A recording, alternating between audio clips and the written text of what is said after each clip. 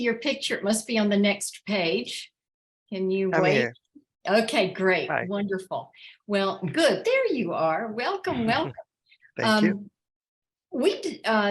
I am Rita Silent, Thibault. We haven't met, though we have corresponded electronically. Yes, and it's my we did. privilege to introduce you in the absence of your good friend Ray, who couldn't be with us tonight. And I would say to the group that not often do we have, on our program, someone who is a professional photographer as well as a PhD in physics. Oh, PhD in yes. physics. Nobody's perfect. But tonight we do. He is a fine art photographer originally from France. Thibault is a Sony artisan of imagery, now living in Portland. Lucky Portland, right? He specializes in black and white and turns his lens toward landscapes, seascapes, architecture, and uses a variety of formats. So join me in clapping silently on mute to welcome our guest. And we're very happy to have you here tonight, Thibault. Thank you, so likewise. I would say, take it away. All right. So I take it that now is a good time to start sharing and talking about the presentation? Yes. All right. Give me 1 second. So first of all, I really want to thank you all, and in particular, you, Rita, and Pat, for inviting me. I'm very, very excited. All right. You guys should be able to see my screen very shortly if you're not already. Just let me know if you can see it. We can see it. Okay, perfect. Great. So, like I said, thank you so much for having me. I'm very excited to present to you guys and to somewhat start a discussion. Feel free to send me any questions at any time, even during the presentation. I'll do my best to answer. If I see that things start to be a little bit slow going through the presentation, maybe I'll say, let's hold off until the end, but for now, just fire away. So just to double check, how long do I have? Do I have until what, 8:30 or? Mark, what do you say? I think we have plenty of time. So 8:30. Yeah, 8:30 is good. If you go a little bit over that, that'll be fine. 8:45 at the max. Sounds good. Perfect. So yeah, let's get started then. So this presentation really is an introduction, as you will see, to pretty much 3 techniques that I very much recommend to look into for fine art photography. So everything that you'll see in this presentation really is geared towards fine art photography, not towards documentary photography or anything that really needs to stay truthful to what you're seeing. And like I said, it's an introductory presentation. Each one of those different techniques, I pretty much have a full hour on. So unfortunately, I'm not going to have a chance to go into every single detail, but please feel free to send me, to ask any questions that you have. All right, so if my presentation wants to change slides, there we go. So this is basically what it's going to look like. I will introduce myself very, very briefly because you guys did already a very, very good job of that.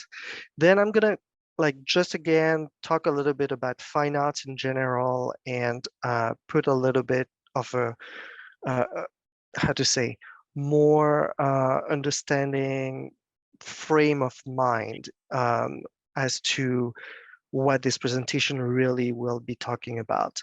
And then I will be talking really to 3 different techniques: long exposure, infrared photography, and tilt shift photography. And depending on whether we have some time or not, I do have a few pictures at the end that I can go over and talk a little bit more about. So, as was mentioned earlier, I am based in Portland, Oregon, originally from France. You've pretty much, I'm sure, realized that the first time that I started speaking. I am very lucky to be supported by a number of different companies. And as was mentioned earlier, I do define myself as a fine art photographer. And about 95% of what I do is black and white, and 99% of the pictures you'll see have some kind of flavor of long exposure to them. So let's talk a little bit about fine arts. And this slide really is about fine arts in general and not just photography. Because as you can see, those different images up here in the upper right hand corner, um, they all represent pieces of work that have been created by Edgar Degas, who was a French, mostly painter, but not only, as you can tell, from the 19th, also mostly century. But really, what's striking to me here is that you can see that even though he was primarily a painter, throughout his whole career and throughout different media that he was working with, um, he really was driven towards certain subjects, and you can really see this common thread there. It didn't matter what type of medium he was using. What was really important to him was the subject, the representation, and at the end of the day, the actual piece of art that he created. Um, if you look at the other set of images on the left-hand side, I'm not going to go into the controversy of how they came to be, but as you can see, this is mixed media art from Andy Warhol. Obviously, Marilyn Monroe didn't look anything like that. This was really his interpretation of her and how he basically decided to interpret this representation of her from his mind. So what I'm saying here is that art, and in particular fine art, really is subjective. It is tied to a personal expression and interpretation. It's not about documenting reality here. What matters really is the final product that you can see here, a few examples of, and it does not matter in the slightest at that point what type of equipment is being used. The importance is to actually get to where you want to be, right? That being said, to contradict myself, equipment is really important because this is going to be what will bring you the tools that will allow you to enable that vision of yours. For instance, if I'm going to take pictures of a sporting event, I'm not going to use my 4x5 camera, most probably because it's just not fast enough to really get the shot in the 10th of second or 100th of second that the good action is happening at. If I am a painter, also to tie back to the vision, there's nothing wrong with me to sit, say, in front of a harbor where you have boats coming in and coming out, just painting the scene. But if I want to actually add a sun there, even though I'm not seeing the sunset at that particular time, there's nothing wrong with doing that. So this is really kind of the state of mind that I really approach photography, fine art photography, personally. And hopefully I was able to kind of frame this a little bit so that you know a little more where I'm going to be going with that and how to look at my images this way.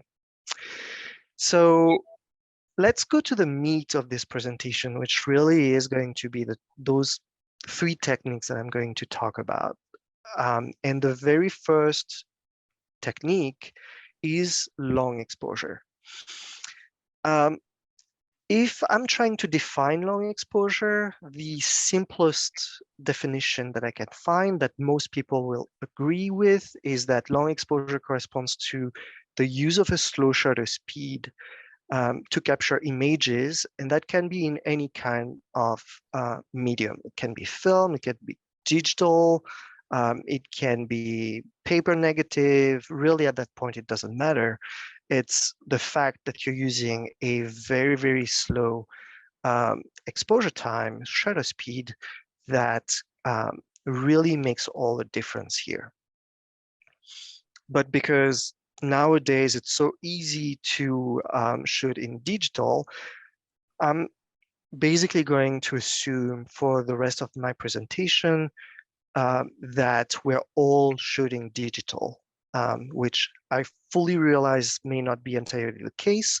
And for other type of medium, when it comes to long exposure, there are a few things to keep in mind, but I'll only go into that if I have some questions about it. Okay, so let's just talk a little bit about why people might want to use a slow shutter speed. Well, the most obvious reason is because you might be shooting in a very, very dark environment, right? There's very little light, which means that to actually have a properly exposed image, you need to expose longer, right? This way, you will now have an image that has good contrasts and you can actually see something in your picture. These are a couple examples of this situation.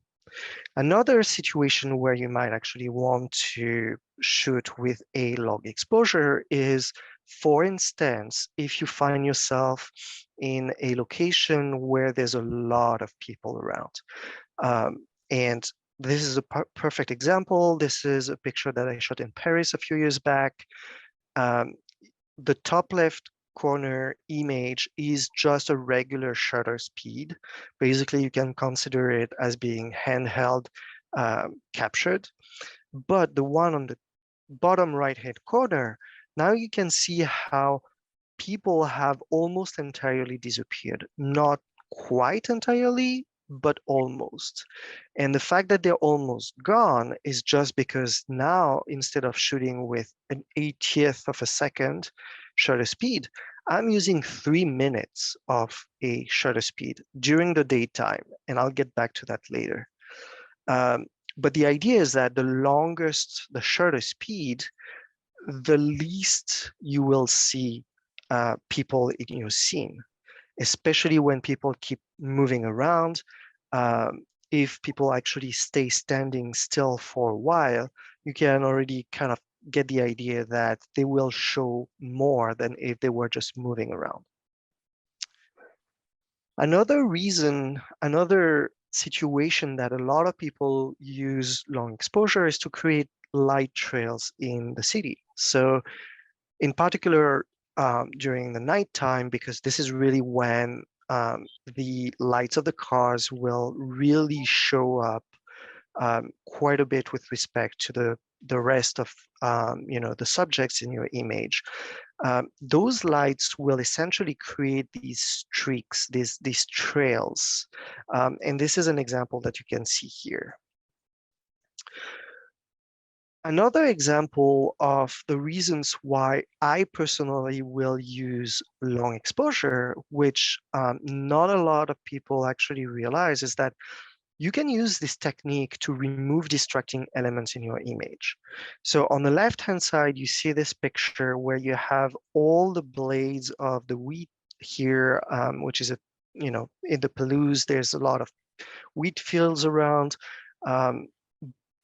And the foreground of this particular image on the left-hand side, again, think of it as if it had been taken with shot handheld.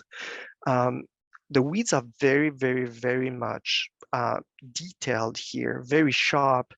It's really taking away from the main focus in my picture, which is obviously, those silos and grain elevator. You can also kind of see how the clouds will also change when you're using a long exposure.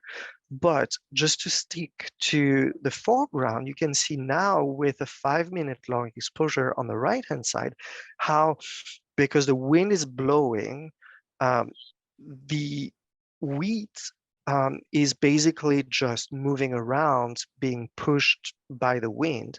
And because it's just moving around, it's blurring out this background really, really nicely. You still have kind of a texture, but now it's not overpowering quite as much as what you can see on the left picture here. And if I'm pushing this idea even further, when you use very, very slow shutter speeds, depending on the subject that you're shooting, you will get into this sweet zone when you will basically be blurring out all the elements that are moving in your in your frame, in your picture. And this is very much what you're seeing here, with all these little waves basically going away when I'm going from the regular shutter speed on the left-hand side to the very slow shutter speed, about 4 minutes long, on the right side.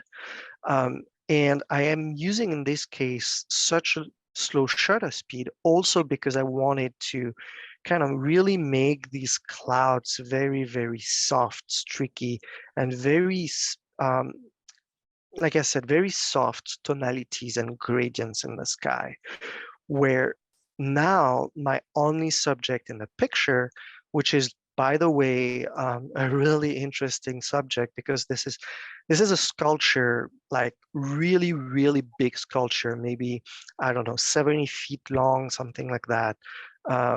Back in France, when I went there on, it's on the west coast of France. And I had known for a few years it existed, never been able to go. And finally, I was able to make it happen.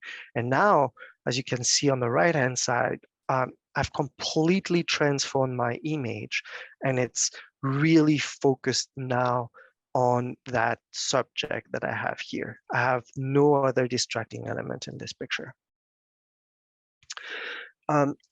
May I ask a question? Yes, please. With the one on the right and some of your past ones, with a long exposure, how did you prevent the sky from being totally blown out? That's a very, very good question. And I will say, just keep this question, excuse me, for a few slides, because I actually do have a slide where I talk about this exactly. Sorry that I'm pushing a little bit back on that, but yeah, you'll have the answer. All right.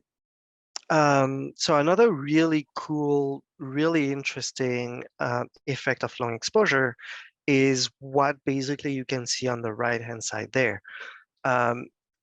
If you go back to the left-hand side, again, handheld, very fast shutter speed, or pretty fast, much faster than the slow exposure on the right-hand side, you can see again all these waves in the water, kind of distracting.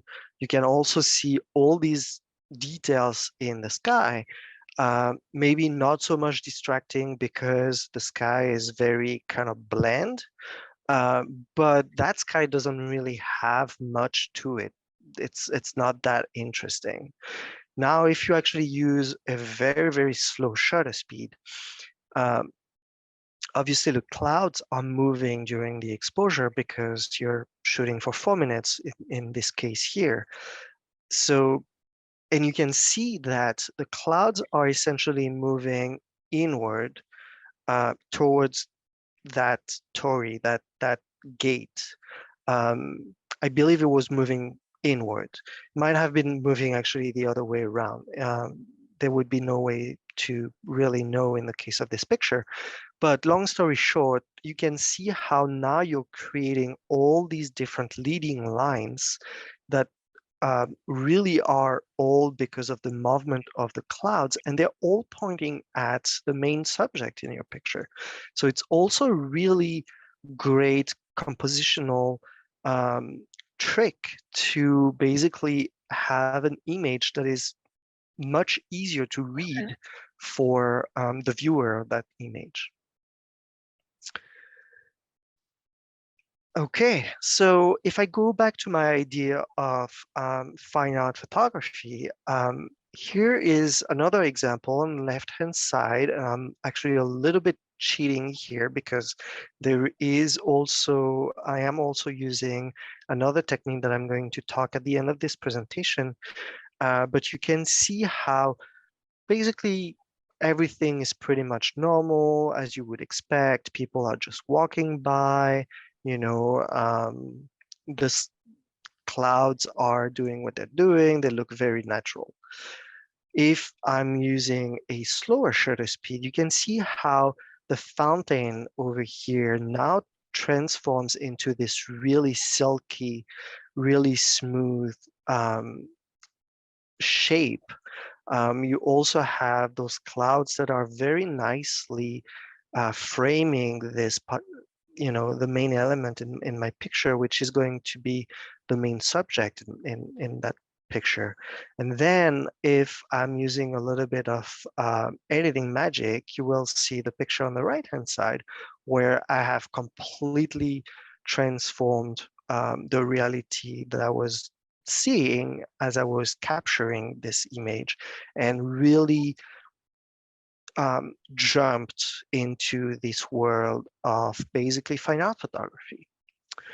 And this is really one of the reasons that I absolutely love this technique. Now I have this handle that lets me basically influence beyond just the point of view that I'm using. I am also choosing what elements I am going to blur out, what elements I'm going to introduce movement with, and so on and so forth. So I believe it's going to be the next slide that I will talk about, that will give you the answer to the previous question. But I just wanted to show you here that on the left-hand side, you have basically the equipment that I will very regularly use depending on what I'm going to be shooting, what subjects I'm going to be shooting. But just so you know, everything that's in green here is pretty much necessary so that you can shoot long exposure in a controlled way and in a way that maximizes your chances to getting, the image that you're hoping for. And what I'm saying here is that long exposure is a commitment, both because it does require quite a bit of equipment, but also because it requires you dragging that equipment around. If you're going on a hike or something like this, it can become pretty tiresome, but you know there's no way to really go around this, unfortunately. And when you look at these images that you will create, you will realize that it's really worth it. At least I think it's really worth it. All right, so here's the answer to your question. How do you shoot basically long exposures during the daytime? Well, the trick is to use filters. Those filters are called neutral density filters, and there are different types of filters that can be that are available out there.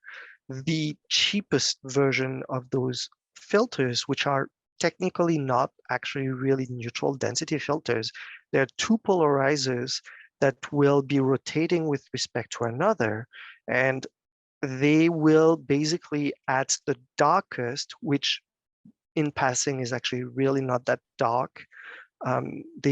If you just use just use a variable filter during the daytime, it will not be enough for you to reach, say, 1 minute to 4 minutes in very bright light conditions. Okay, so let's talk a little bit about the variable filters. The variable filters, again, because they're polarizers that will basically rotate with respect to one another, in certain light conditions, they will create what you see here, which is this cross-like pattern. And this cross-like pattern will basically superimpose with the image that you wanted to shoot. So you can imagine that when you go home and you see a pattern like that, it's pretty much game over. There's not really any way for you to edit your picture and edit this cross out of your picture. So this is why, in my opinion, um, the actual neutral density filters that you want to use are either plain, and this is what you're going to see here, the square filter on the left side, or they will be screw in filter on the right hand side. You see an example of. So these are going to be the best, filters that are out there. There is another type of filters that exists, which are graduated filters. There's nothing wrong with using those. I personally use almost never graduated filters because nowadays the dynamic range of our cameras, it's so good that you're really able to work, except for very, very specific situations like sunset or sunrise. Most of the time, I really don't have to worry about that, but they're really good quality filters as well, and they're absolutely fine using too. The recommendation that I have with respect to either square or rectangular filters versus screw-in filters is to use the square or rectangular filters. So that comes with a detriment of being a little bit more cumbersome to manipulate and just use. But if you're using very wide angle lenses, you run the risk with screw-in filters to actually see the rim of the filter, and that will create a what's called vignette that is going to be not so great. And most of the time, the only option that you will have is going to be cropping. So to avoid this, my recommendation would be to use square filters. To make things even more complicated, each filter, no matter what format it is, will come in different, I will say, opacities, darkness level. And for those of you who are familiar, this is basically ranked most of the time in terms of stops of light. Unfortunately, I don't have too much time to talk about stops of light, but it's essentially the larger the number here, the darker the filter. So when you're shooting during the daytime, you will probably want to use a filter that's going to be a 13 or 16 stop. And it can be actually also a stack of different filters. So obviously you could use a 10 and a 3 to get to 13, or a 10 and a 6 to get to 16. Anything like that is absolutely fine. Just keep in mind that the more filters you stack, the likely, how to say this, the more likely it is that you may end up again seeing this rim of the filter if you're using screw-in filters, or if you're using filters that are not so good quality, sometimes they will give a color cast to your image. So your image, the color balance may get shifted. And there's a lot of filters. Some of them will shift the color cast more to blue, others more to orange. A lot of it can be somewhat fixed in post, but if it's just too strong, then there's not much that can be done at that point. So I would recommend to get really good quality filters. And that's about it for long exposure. So if you guys have questions before I get to the next section, maybe. Which filters do you recommend? What brand? Yeah, so the brand that I really like working with is Breakthrough Photography Filters. They are somewhat more expensive than other brands, but I've had really, really good experience with their customer service. And they, until very recently, they had this policy that if they come up with a filter that is a new line that is even better than the one that you bought from them, you just ship them your old filter back and they give you a new filter for free. So Wow, it's, that's impressive. yeah, it's pretty good. It's a really, really good deal. Would you Um, please repeat that brand name? Steve? Breakthrough Breakthrough. photography. Thank you. Yes. Yeah, absolutely. The other brands that I would recommend, uh, leaf filters, their newest line of filters is really good. The ones that they had from a few years back, they had this really strong kind of hue color cast, blue color cast that wasn't so um, great, but the new ones are pretty good. Um, I also do like the Format High Tech, which is a brand from the UK. Um, and after that, and I'll tell you in a second why, I also like Nisi filters, but not quite as much.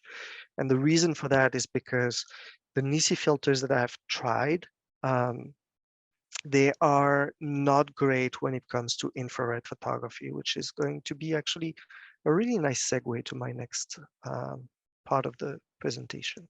Can I ask one more Yes, question? please. I noticed that there was a color shift, and I Mhm. don't know if that was an intentional thing, or is that something that happened because of the long exposure change of, sun position or whatever? Yeah, so the color shift usually is caused by the filter that is used. So some filters will shift the color more into the blues and others will shift more into the orange, typically. Um, Sometimes you can actually also see some really weird effects where the center of your image is going to be a little bit more green and the outside is going to be a little more purple. So obviously this is far from ideal, but yeah, so that's another example why, getting really great filters right from the start would be my recommendation. That being said, it is a very expensive technique. So if there's only one filter to get, in my opinion, to be able to shoot during daytime, would be the 13 stops filter. And this way you can just kind of get one filter, get a feel for it. If this is something that you're really interested in, then you can always get more filters. But if this is not something that really works for you, in that case, you haven't really, broken the bank too much at that point. Any other question on long exposure? It seems that when you're talking about the color shift, Mhm. You move to black and white. I know sometimes when I see the color shift, I go to black and white and everything's okay. Mhm. And Yeah. if 95% of yours are black and white, is that part of the technique? So I like to um, make the analogy of creating a black and white image just the same as building a house. You, at least in my opinion, if you want to build a solid house that will, you know, last a long time, you need sound foundations. If I want to be able to create a good black and white image, I want a good color image because I'm using those colors during the conversion, and I can talk at length about that. I actually also have a 1 hour presentation just on black and white photography. But to me, it's very important to be able to have the right colors and mostly the right color balance. A lot of the shift in colors can be at least partially fixed by changing the temperature color in your images, but that's only true if you're using fairly good filters and if this shift isn't too strong. The fact that I'm creating black and white is not, another way to say this is that I'm not creating black and white because I'm trying to hide the fact that my color picture is not good. I'm creating in black and white because this is how I saw my subject, because it gives me more freedom to create something that's going to be very personal to me. Because I can go any which way I want in black and white. I can make it very bright, I can make it very dark, I can make it very contrasty, very flat, any which way I want. In color is much harder to have this leeway in a way, if that makes sense. Any other question?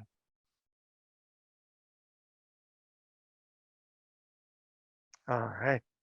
Well, I see it's already 8:10. Maybe we should, I should keep going then. Okay, so let's talk a little bit about infrared photography. So I am a scientist by training, as was mentioned earlier. This is me being a scientist liking to kind of show graphs and try to explain things. And that may look a little bit overdoing it, but I do think that it actually might help. So what you can see here on top is basically a scale that shows you all the electromagnetic fields, types of electromagnetic fields that are out there. We can talk about cosmic rays, gamma rays from nuclear reactions, X-rays, when you're checking if you have a broken arm, UV. Right here, I will get back to it later, but then infrared and so on and so forth, radar, radio, and many more than that. But here, what I want to really focus your attention on is this very small slither of colors. This corresponds to what the human eye is sensitive to. This is visible light. You can see how small it is with respect to the entire spectrum of electromagnetic waves out there.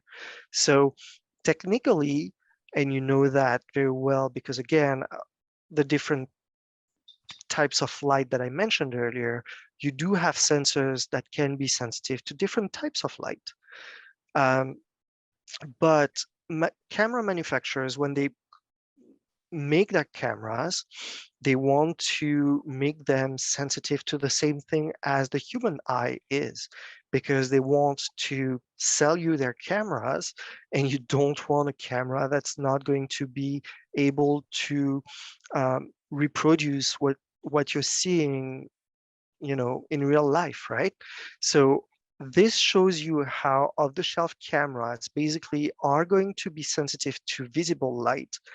But it turns out that off-the-shelf cameras are also a little bit sensitive to what's going on in the UV spectrum and a little bit in the infrared, but very, very, very little in the infrared.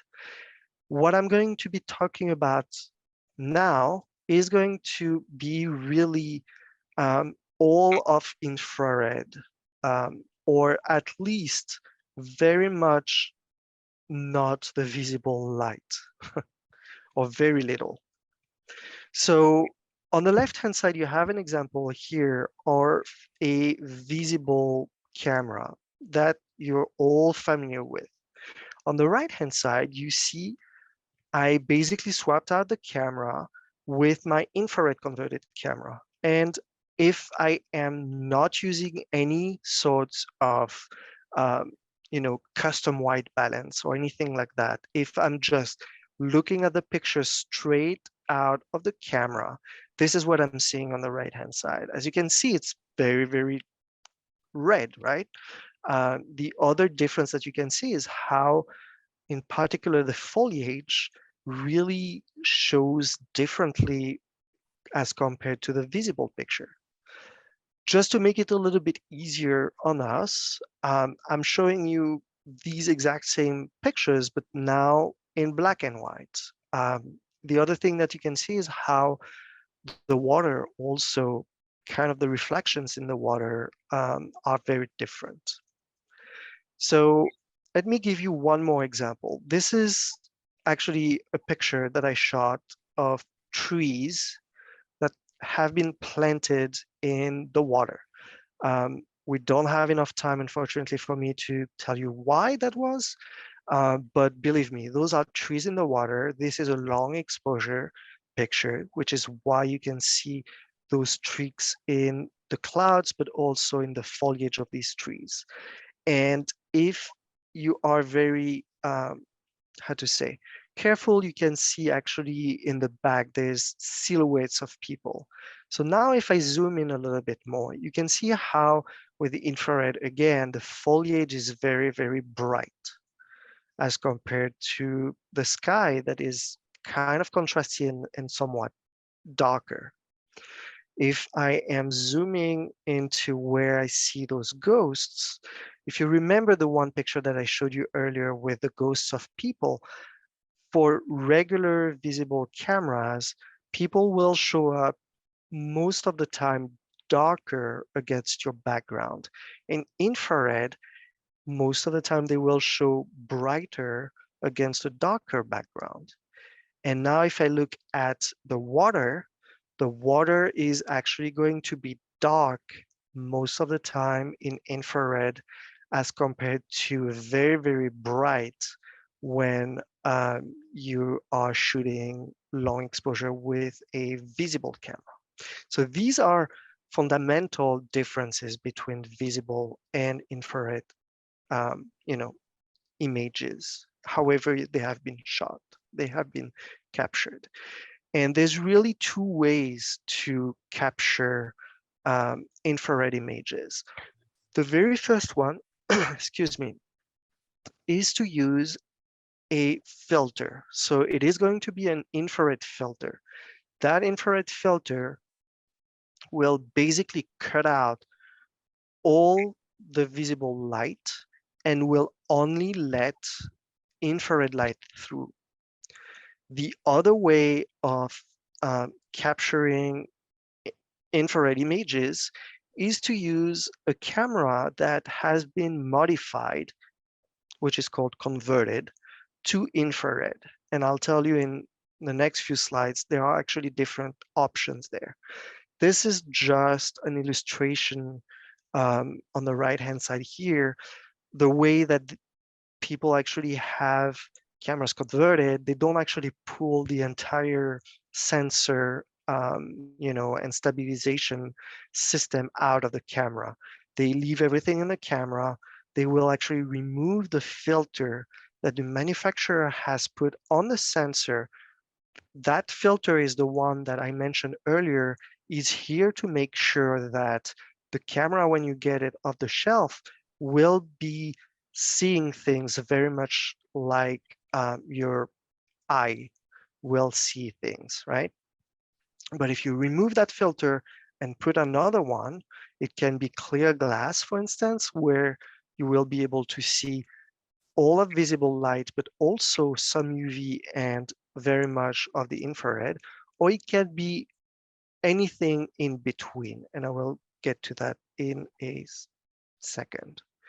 So this is just to show you how, again, same graph as earlier, off-the-shelf camera is sensitive to all of this, the visible light, a little bit of the UV, and a little bit of the infrared. If you're using a filter, the filter will remove all that's visible, and you will end up only being able to capture the light that is very much restricted in this part of the infrared spectrum. So because there is so very little light that is actually going to be captured, that shows you already that the only way you will be able to actually capture an infrared image using filters is by exposing for a very, very, very long time using a very slow shutter speed. And so that ties back to the first part of this presentation where I was telling you all there is to know about long exposure. So with an IR filter, if you are not shooting with an infrared converted camera, all you can do is going to be using a very, very slow shutter speed. Now, if I am sending my camera to be modified so that it is going to be sensitive to infrared light, and again, this is just to make it a little bit simpler because there are different options, but you can see how I will be able to capture much more of the light, which means that now I can actually also shoot handheld with a modified camera. So if you're interested to know what, who I recommend to have your cameras converted by, these are the two businesses that I would very, very strongly recommend. So I'm gonna just stop here for a second so that you can grab, a screenshot or just type in these, and then I will switch to the next slide. I believe Life Pixel is in Seattle. Is that correct? I believe you are correct, yes.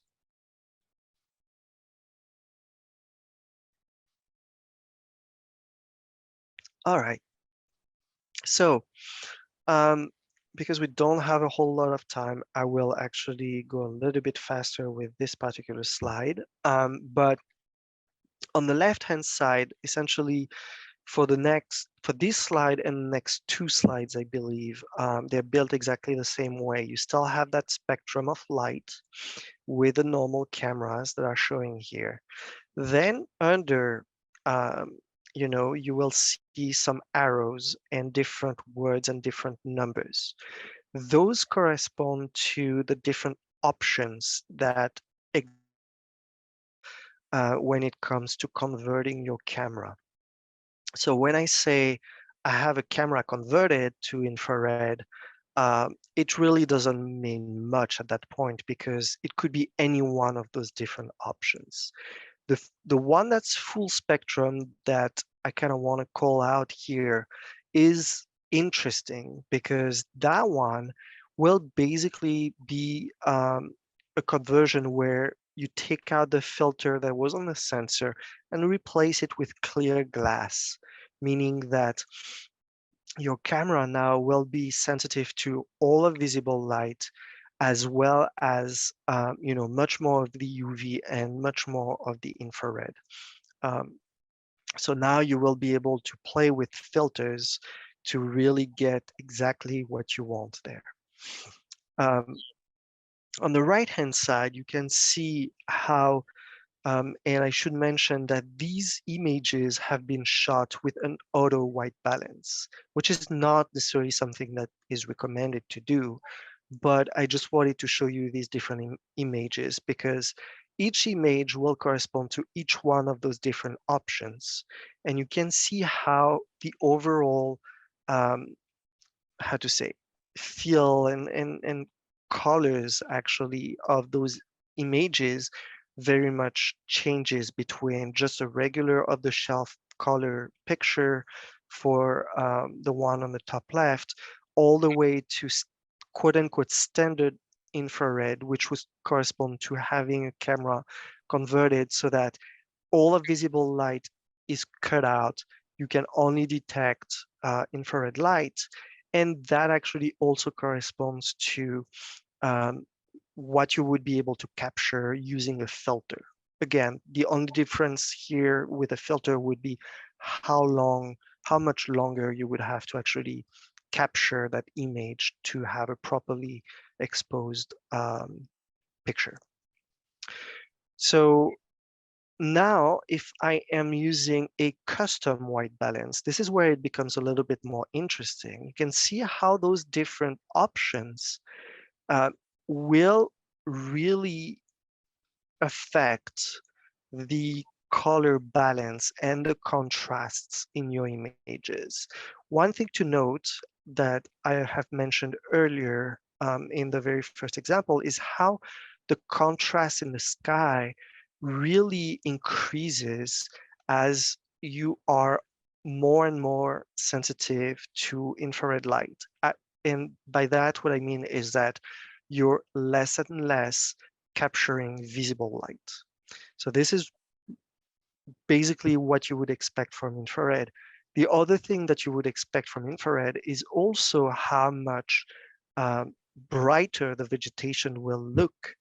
The more infrared light you will capture with respect to visible. So the less visible, the more the vegetation will be bright in that case. And again, you have all these different options. Here is what you would see if you are now desaturating these images. And this is just basically showing you exactly what I was mentioning earlier without those distracting colors now. How you have the sky really contrasty and the vegetation very, very bright. Personally, actually, I don't have it here, but pointed out, but the conversion that I decided to get is the 590, which is called super color. The reason for that is because it still has a really strong effect of infrared, but I still have a little bit of color, and I can actually use this little bit of color to help me when I'm doing my black and white conversion. Unfortunately, I don't have enough time to talk about this, but when I do the conversion from color to black and white, and it doesn't matter whether it's the visible camera or the infrared camera, I very much still use the colors to help me distinguish, separate the different elements in my image. So here is a couple examples of images that were shot with an infrared converted camera. As mentioned earlier, you're seeing this really strong contrast in the sky. You have all the vegetation turning very bright. Here's a couple other examples. One thing also that's really good to know, and it's another one of the powers of infrared, is that when you are actually shooting images of subjects that are very, very contrasty, where you have locations that are very dark, like the side of this shed, for instance. If I were to zoom in there, the infrared picture would give me so many more details than the color version of that exact same picture. So let's see if we have maybe one or two questions before I talk about tilt shift photography.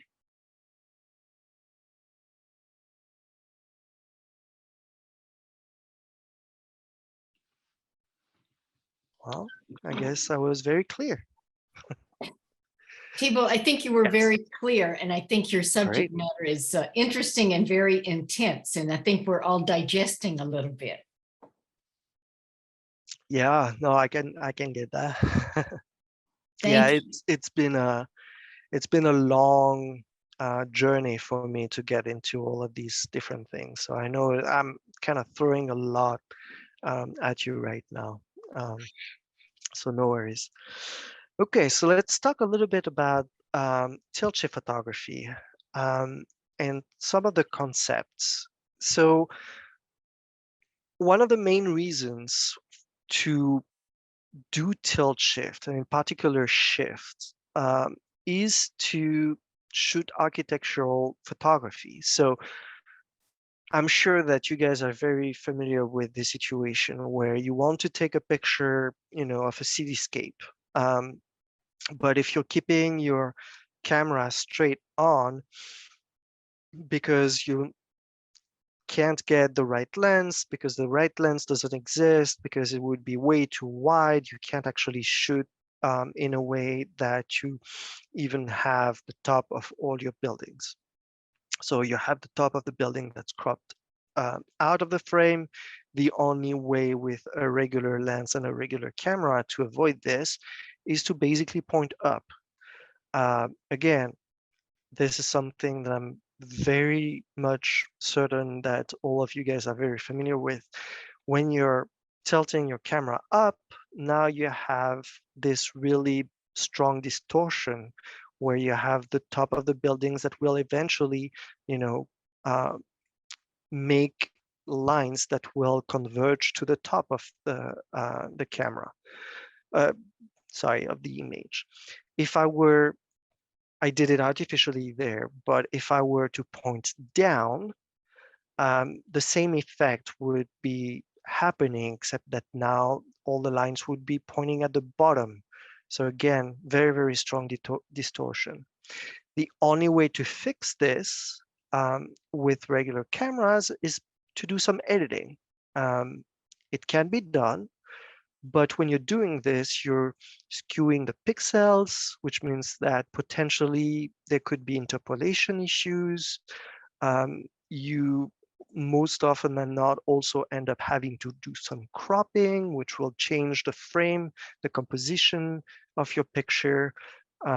So it may not be what you want to do. Ideally, what you would want to do is to keep your camera straight, but actually shift your field of view up so that now you can see the entirety of the top of your buildings. So something like this, right? And to take this particular picture, all that I did was keep my camera straight and shift my field of view with a trick that I will show you in the next few slides.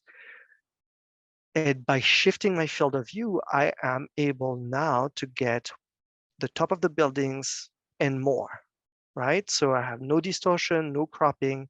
I can do panels very easily. I don't have to worry about editing artifacts or anything like that. So how did I do that? Here's my camera, which is a mirrorless camera. And what I'm using here are actually 2 adapters and a medium format lens. So this is an old lens that's maybe 30 plus years old. And the trick here is to use these adapters. So if I'm moving these adapters that have a special mechanism that allows me to shift my lens with respect to the camera up or down, that I'm showing you here, but it's also possible to do this left and right and any combination in between. Now, because I am shifting my lens, I am also shifting my field of view. So let's talk a little bit now about tilt. Well, if I'm using exactly the same adapters that I have here, I can actually tilt my lens with respect to the camera. So the camera stays pointing straight, but in the case of the right side image, I have my lens literally tilted to the right of where my camera is looking. In the case of the picture on the right-hand side that you see here, my lens is tilted downwards with respect to my camera. So what does that do? Well, here's an example. In this case, I shifted my camera left or right. To be honest, I don't remember, but you would get the same effect whether it's left or right. What ends up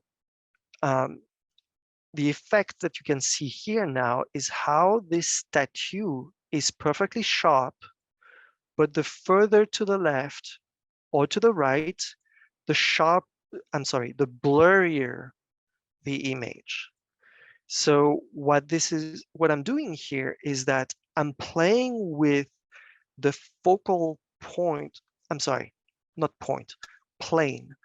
I'm playing with the focal plane in such a way that everything's going to be sharp vertically and everything going away from that vertical point, which I am able to decide where that vertical point is. Again, plane, that vertical plane or vertical line, where it's going to fall, where it's sharp, and everything else is going to be blurred out. If I were to tilt down or tilt up, now I am going to have a line or a plane that is going to be perfectly sharp. It's going to be horizontal here. And the further down or the further up, the blurrier the image, right?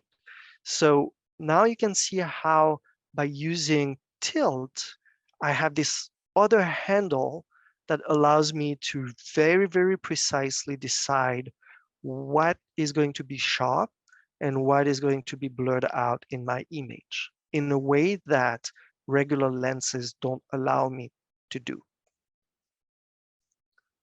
So that's what I was talking about. So now what's really cool is that I can actually even combine those two things together.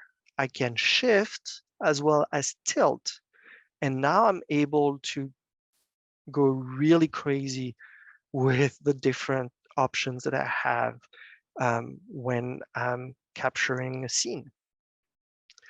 So what I have shown you up until now is how you would do this using adapters. There are adapters out there, but there are also lenses that will let you do this. And those lenses are actually manufactured to have this mechanism of shifting and tilting.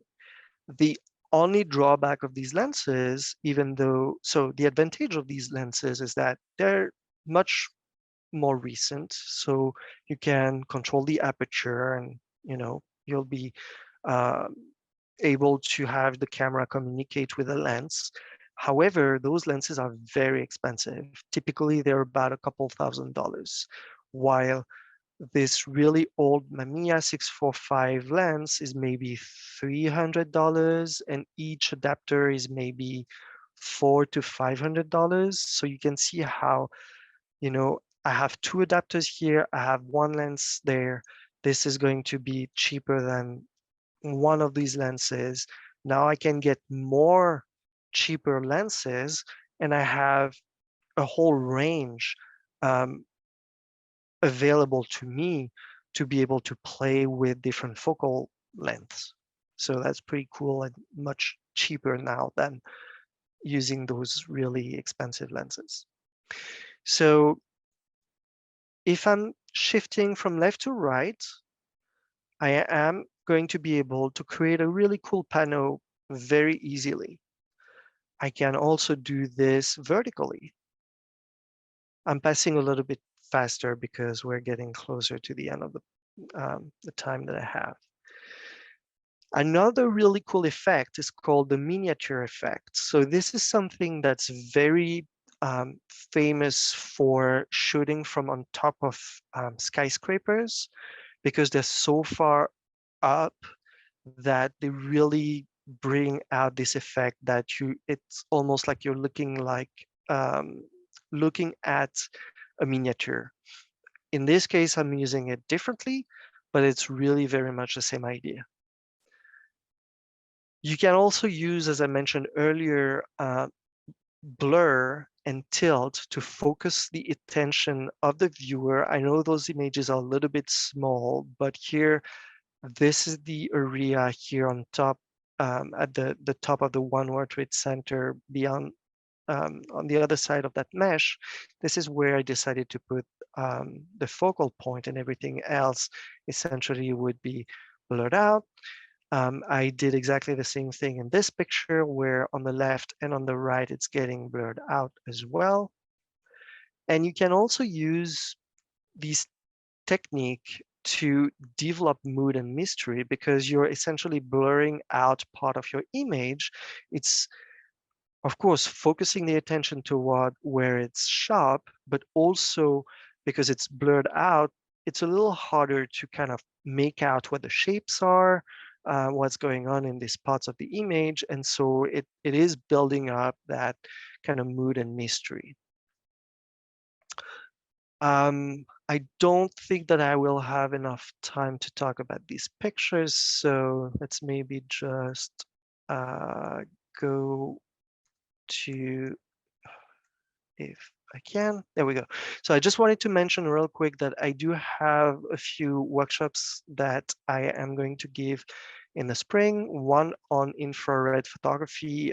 This is going to be an introductory workshop one day, and then I do have more in-depth 3-day workshops along the Oregon coast, but also in the Palouse in April, May, and June. And if you guys have questions about any of those techniques, I would be more than happy to answer.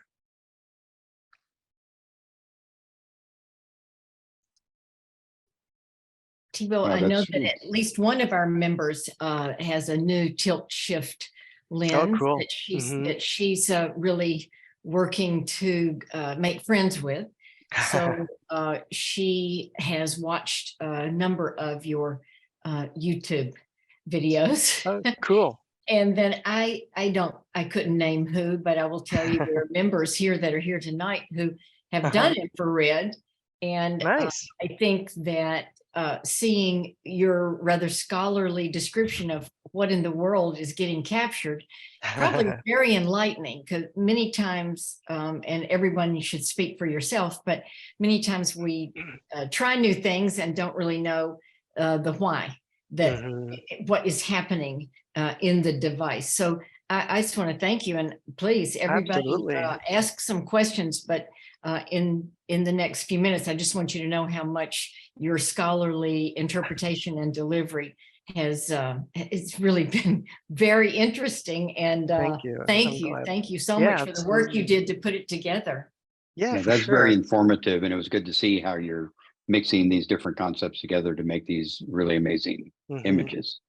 Yeah, and what I love about these techniques is that they're really tools in your at your belt that you can use for any number of reasons and any kind of effect that you may think of, and you can combine those different things and get stuff that's very unique, very strange sometimes. Mhm. I have an infrared question. Yes. Cameras have a Bayer, is that right? A Bayer array with red, green, and blue pixels. Sure. They're sensitive to those lights, but when your infrared comes into play, does infrared only use one of those colors, or is it picked up on? And where I'm going with this is that what does that do to the resolution? Yeah, so that's a really good question. And for the most part, if you're only sensitive to infrared, pretty much you're only going to be using the red pixels at that point. So there's a lot of interpolation that happens when you're actually capturing your images, which is, what you end up having to work with. And so in theory, yes, the resolution would be decreased because of that reason, but your camera is quote unquote smart enough that it can do interpolations and kind of recreate some of that information that's missing. So would it be better to have a camera, for instance, that has a black and white sensor straight on from a manufacturer? Yes, definitely. Has it been a problem for me to, have my camera converted and run into resolution problems? Not really. It hasn't been an issue at all. But that's also where it can be interesting to do conversions of your camera. That's not just a full infrared conversion, but something that's going to be a halfway between, like the conversion that I have, for instance. It still does have a little bit of color to that it is able to capture. And so because I also have that little bit of color, this is really helping me with my editing. And at the end of the day, I would say that, yes, you are going to be able to use a little bit more of maybe not the blue pixels, but possibly a little bit of the green. So, But to be honest, this is something that at that point, I think it's kind of nitpicking at that. And this is me being a scientist and loving to do some nitpicking. so you tend to favor black and white. Do you see people doing interesting color infrared? Yeah, there's some interesting stuff out there. And from time to time, I actually debate whether to keep some of those images in quote unquote color, false color infrared, because some of them are actually really cool.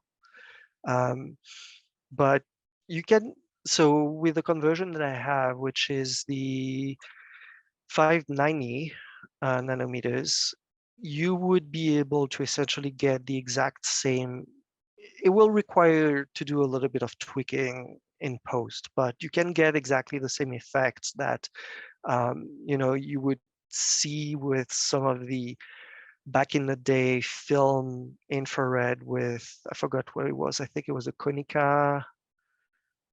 I don't remember for a fact, but there was a film that had basically the foliage was pink and the sky was bright blue. And you can get exactly that same effect if you're doing a conversion that's not a full infrared conversion. So it's kind of cool. I'll say that working with a converted digital camera is a lot better than shooting Oh, infrared film. That used to be such a yes, pain.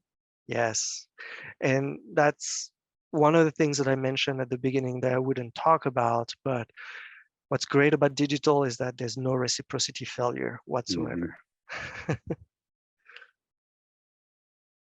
Yeah. Anybody else have some questions or comments?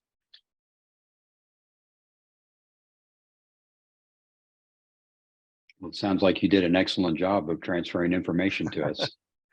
Yeah, Well, well, I'm glad.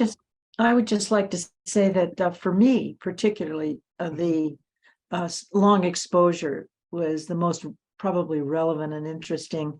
And I realized Great. that you can pick and choose. You don't have to be interested in all of these techniques. Yes, exactly.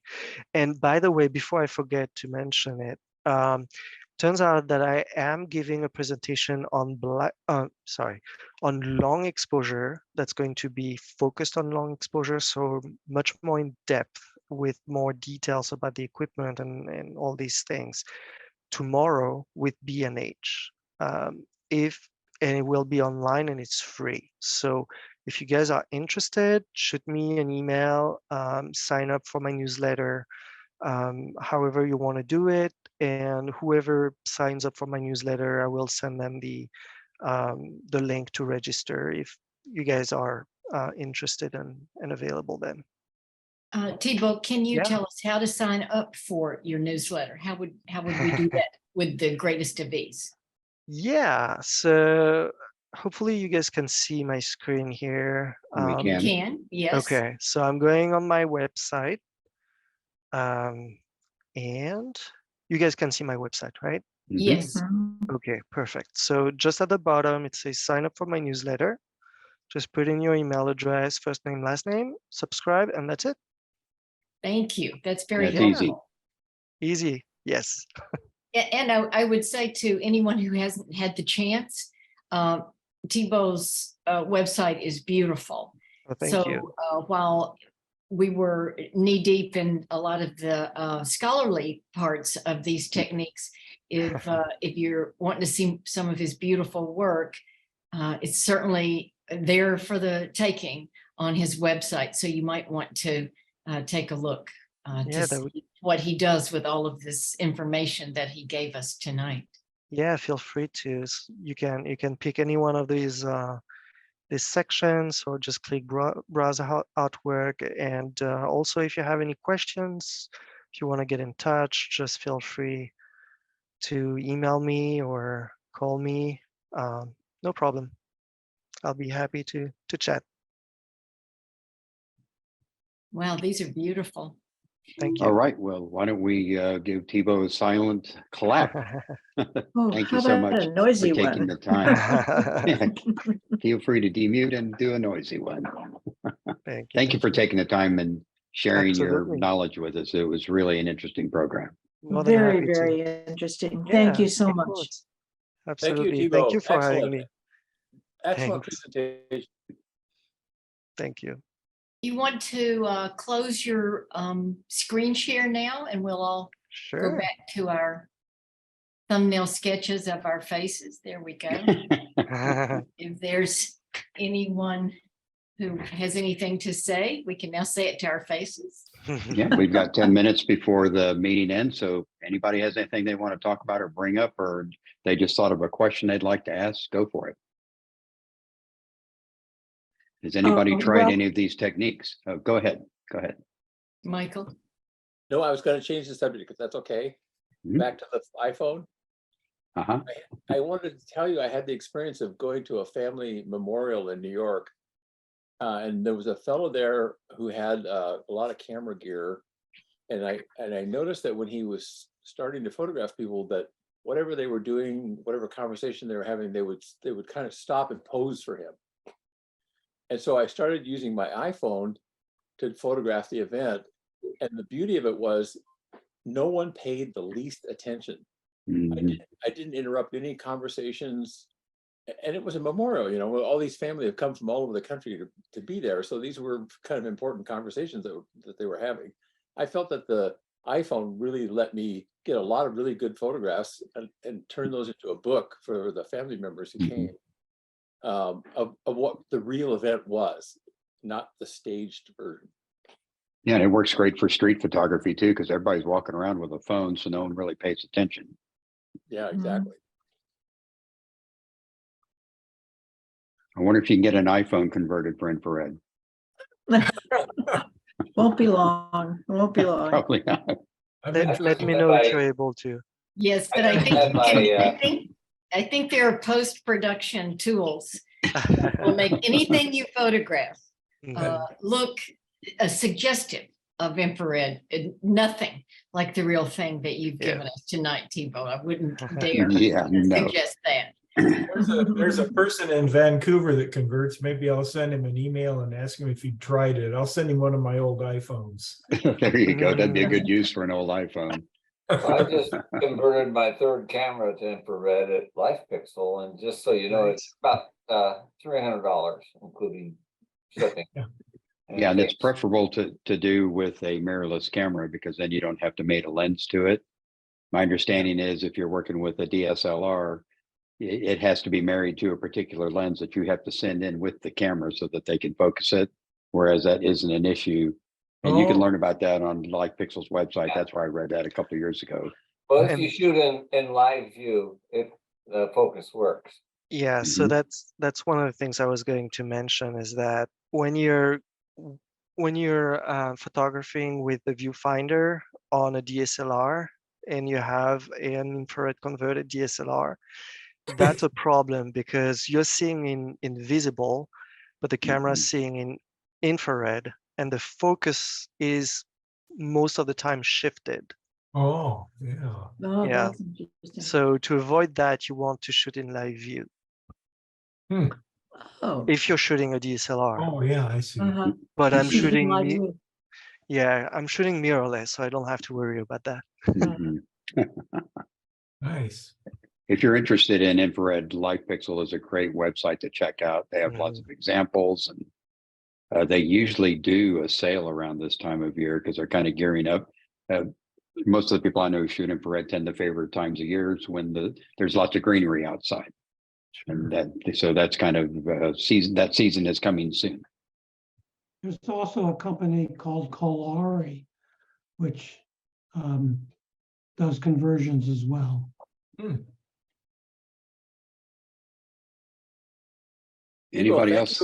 Thank you again. I just think it was a really interesting, well done presentation. Yeah. A lot of Very things on there. inspirational. Thank you. Glad you enjoyed it. Yeah, and I It was thought that fun. the question that Day asked about the bear array was a really interesting question because that's something that I never even really thought about. Hmm. Hmm. Yeah. Definitely interesting. How can we find out a little bit more about your black and white talk information?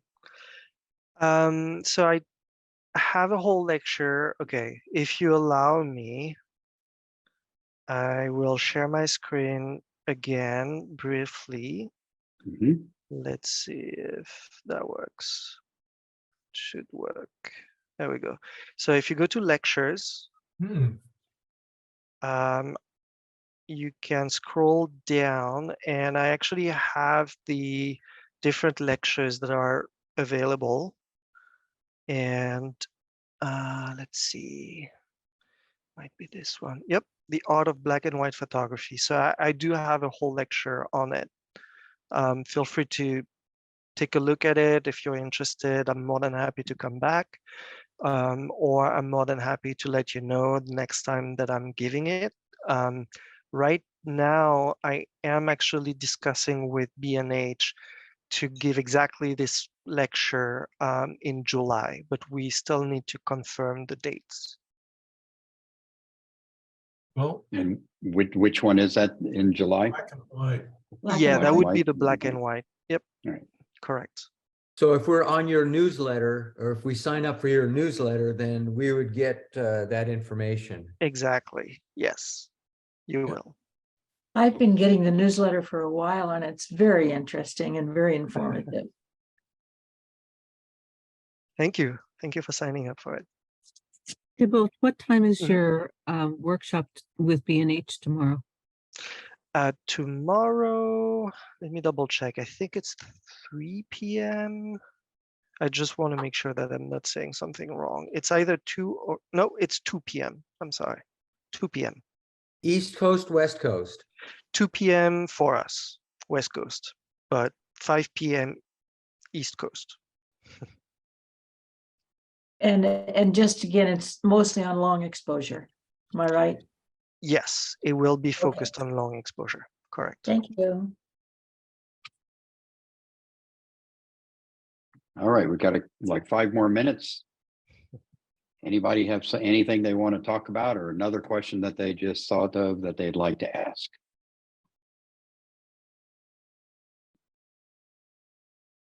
All I'm right. happy. That's good to know. All right, I guess we're going to just go ahead and wrap things up a couple of minutes early. Everybody be careful driving home. Thank you again. Take Well, care, thank everyone. you again, everyone. Good to see My everybody. you. pleasure. And thank Bye. you, Mark, for running a nice meeting. My pleasure too. Thank you. Thank you. I look forward to seeing everybody at the meeting next month. And don't forget about the print share coming up in a couple of weeks. You'll get a reminder about that if you're on the mailing list. Okay, everybody, take care. I'm going to go ahead and end the meeting. All right. Bye-bye. Thanks again. Bye-bye.